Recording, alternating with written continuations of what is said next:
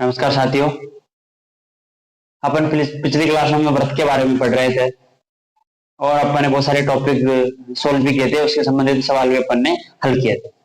तो आज व्रत के टॉपिक को आगे बढ़ाते हुए कुछ टॉपिक बचे हुए हैं जिसमें व्रत के, तो उसको करने की कोशिश करते हैं। तो एक टॉपिक है अपने पास, दो व्रतों की सापेक्षिक स्थितियां। दो व्रत की सापेक्षिक स्थिति। कुल मिलाकर अपन को देखना होता है कि अपने पास कोई दो व्रत हैं।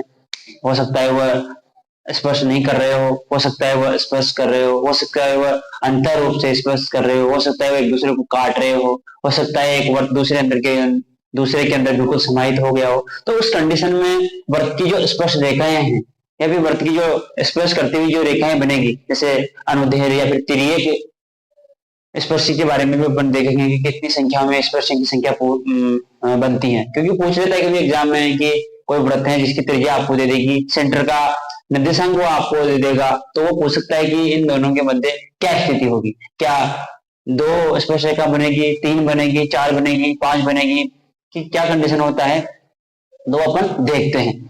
अपन कुछ कंडीशन लेंगे, इसमें पांच स्थितियां हैं, तो पांचों स्थितियों के माध्यम से अपन देखेंगे कि व्रत के अंदर कोई व्रत है तब वो स्पर्श रेखाएं कितनी बनेगी। जब दो व्रत एक दूसरे को जब कभी काटे नहीं और दूर दूर रखे हुए हो, तब उसके कंडीशन में अपने पास स्पर्श रेखाओं की संख्या क्या होगी। देखते हैं पहला केस। केस स्पष्ट चित्र के माध्यम से मैं बताऊंगा आपको, क्योंकि जो वहां पर क्वेश्चन पूछेंगे तो वो अपन को समीकरण देंगे, और जैसे मैं पहले व्रत को C1 मान लूंगा और दूसरे व्रत को C2, मतलब C1 उसका केंद्र भी हो जाएगा और C2 दूसरे व्रत का केंद्र हो जाएगा। तो मैं मान लेता हूं कि कोई एक व्रत है मेरे पास ये सा और एक दूसरा व्रत है मेरे पास ऐसा। माना इसकी जो केंद्र है वो केंद्र का निर्देशांक अपन को देगा। इस कंडीशन में दो व्रत हैं, माना इस व्रत की त्रिज्या R1 है और इस व्रत की त्रिज्या R2, और यहां से अपन यहाँ जब दो बिंदुओं को मिला देंगे तो इनके मध्य की दूरी कितनी होगी, C1 C2।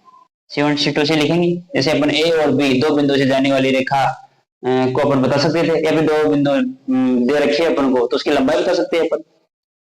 तो C1 और C2 और R1 और R2 इन दोनों की क्या है, त्रिज्या, क्रमशः त्रिज्या है। तो अब देखते हैं कि इस कंडीशन में जो ये व्रत हैं वो आपस में किस प्रकार संबंधित होंगे, कितनी स्पर्श रेखाएं बनेगी। यदि इसके अंदर स्पर्श रेखा के बारे में बात करूं मैं, तो यहाँ कोई बिंदु अपन यहाँ ले, इस बिंदु से अपन ने कोई रेखा खींची तो ये दोनों को स्पर्श करते हुए एक रेखा देगी, एक स्पर्श तो ये निकल जाएगी। इस ऐसी एक और स्पर्श जो इसको स्पर्श करती हुई जाएगी, हट जाएगी, और बिंदु अपन यहाँ कर लेंगे। एक तो ये हो गई, दो स्पर्श रेखाएं तो ये हो गई अपने पास। और अपन यदि यहां से गुजारे, जिसमें R2 को थोड़ा सा लिख देता हूं, तो मैंने यहां से कोई स्पर्श रेखा खींची, एक स्पर्श रेखा इसको काटते हुए एक स्पर्श रेखा ये निकल गई। ऐसे ही मैं एक स्पर्श रेखा यहां से भेज सकता हूं इस प्रकार से। तो मेरे पास यदि कोई दो व्रत जब एक दूसरे से दूर हो, स्पर्श नहीं हो, जब एक दूसरे पर दूर रखे हुए हो, तो उस कंडीशन में अपने पास जो स्पर्श रेखाओं की संख्या आएगी वह 4 प्राप्त हो। 1 2 3 और 4।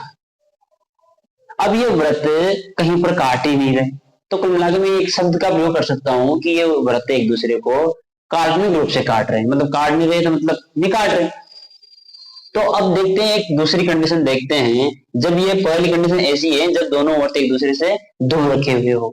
अब एक कंडीशन देखते हैं, जब इसका जब गणितीय रूप में अपन देखें तो कुल मिलाकर C1 और C2 की जो दूरी है वह R1 और R2 की दूरी में जोड़ दूं, यहां से इसकी दूरी और यहां से इसकी दूरी। नॉर्मल सी बात है कि इस दूरी को मैं जोड़ दूं तो इससे तो कम ही होगी। तो मैंने कहा कि C1 और C2 का जो मान होगा वह R1 और R2 R1 प्लस R2 से क्या होगा, अधिक होगा। कब, जब दोनों व्रत एक दूसरे से दूर के हो।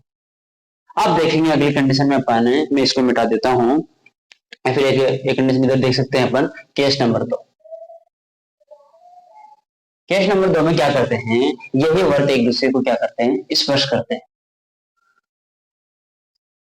एक दूसरे को जब स्पर्श करेंगे तो अपने पास इस कंडीशन में जब व्रत एक दूसरे को स्पर्श करे तब कंडीशन क्या होगी। और जब यहां पर मैं एक केस लिखना भूल गया, जैसे मैंने बता दिया इसको कि जब दो वृत्त एक दूसरे से दूर हो, जब स्पर्श करें तो एक स्पर्श रेखा तो अपनी यहां से ये गुजर गई, एक स्पर्श रेखा में ये गुजर गई, और एक स्पर्श रेखा पर यहां से गुजर सकते हैं। तो इस कंडीशन में जब वृत्त एक दूसरे को स्पर्श कर रहे होंगे तो उस कंडीशन में अपने पास जो C1 और C2 का जो मान होगा, दो बिंदुओं के मध्य की जो दूरी का मान होगा वह R1 प्लस R2 के बराबर ही होगा। और इस कंडीशन में अपने पास जो स्पर्श रेखाएं आई, स्पर्श रेखाओं की संख्या के लिए अपन बात कर रहे हैं, स्पर्श रेखाओं की संख्या इस कंडीशन में 3 प्राप्त होगी, और इस कंडीशन में स्पर्श रेखाओं की जो संख्या होगी वह 4 प्राप्त होगी। इसके लिए अपन को यह चीज याद रखनी। तो दो कंडीशन अपने पास हो गई, जब दो वृत्त एक दूसरे से दूर रखे हो और जब दो वृत्त एक दूसरे को स्पर्श कर रहे हो। अब देखेंगे अगली कंडीशन, एक बार मिटाते हैं, एक बार आप लिख लीजिए इसको।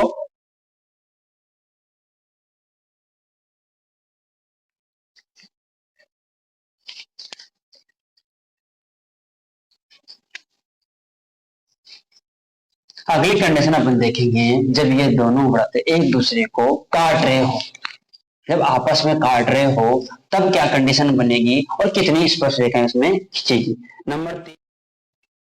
नंबर 3 कंडीशन अपन देखते हैं, जब वृत्त एक दूसरे को काटते हो, दो अलग अलग बिंदु पर काटेंगे, मतलब क्या कंडीशन होगी अपने पास। इस प्रकार कोई दो वृत्त हैं, एक छोटा लिया था अपन ने, तो एक छोटा ले लो, कोई दिक्कत नहीं। यहां से इसकी त्रिज्या अपन ने R2 मानी थी, उसकी R1 मानी थी, और ये C2 के अंदर, ये C1 के अंदर है और ये C2 के अंदर है। अब देखेंगे कि जब कोई दो वृत्त, मैं बार बार इस चीज पर जोर दे रहा हूं कि जब दो वृत्त एक दूसरे को दूसरे से बाहर रखे हो, तो एक दूसरे को स्पर्श करते हो, और जब एक दूसरे को दो भिन्न भिन्न बिंदुओं पर काट रहे हो फिर आपस में काट रहे हो, तो इस कंडीशन में जो अपने पास जो स्पर्श रेखाओं की संख्या प्राप्त होगी वो दो प्राप्त होगी। इस कंडीशन में अपने पास जो स्पर्श रेखाओं की संख्या प्राप्त होगी, स्पर्श रेखा की संख्या जो प्राप्त होगी वो 2 प्राप्त होगी। तो अब इसको अपन गणितीय रूप में लिखना चाहे तो लिख सकते हैं कि जो C1 और C2 की दूरी है वह R1 प्लस R2 से तो कम होगी, क्योंकि एक दूसरे को काटेंगे तो R1 और R2 का मान नॉर्मल बात है कि वो ज्यादा हो जाएगा और C1 C2 का मान छोटा रह जाएगा, लेकिन वह R1 माइनस R2 से क्या होगा, ज्यादा होगा।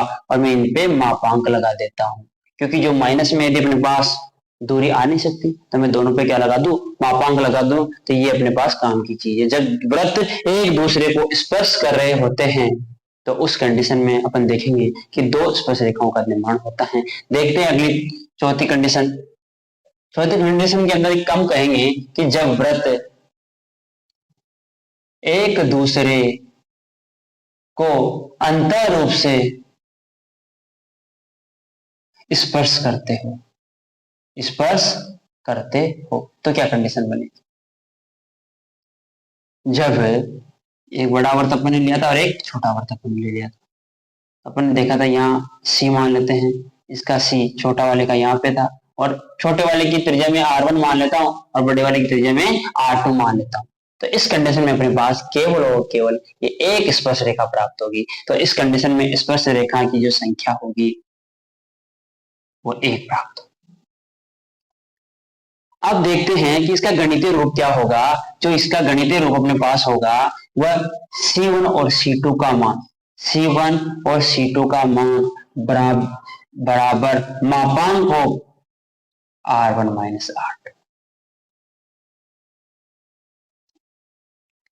मतलब दो निर्देशांक के मध्य की जो दूरी होगी वह इन दोनों की जो त्रिभुजाओं में जो अंतर होगा वो उसके क्या होगा, बराबर होगा उसके मापांक की। क्योंकि माइनस किसी को भी हो सकता है, R1 को छोटा ले लो और R2 को बड़े ले लो तो माइनस आ जाएगा। तो अभी ये चीज आपको एक चीज समझ में नहीं आएगी कि इनको गणितीय रूप में कैसे किया होगा कि सर आपने कैसे बता देंगे एक ही होगी, क्योंकि मैं जब इसकी स्पर्श रेखाओं को इस वाली और इस वाली दोनों की स्पर्श रेखाओं को जब संतुष्ट कराऊंगा तो मुझे केवल और केवल एक चर या फिर एक घात वाली समीकरण प्राप्त होगी।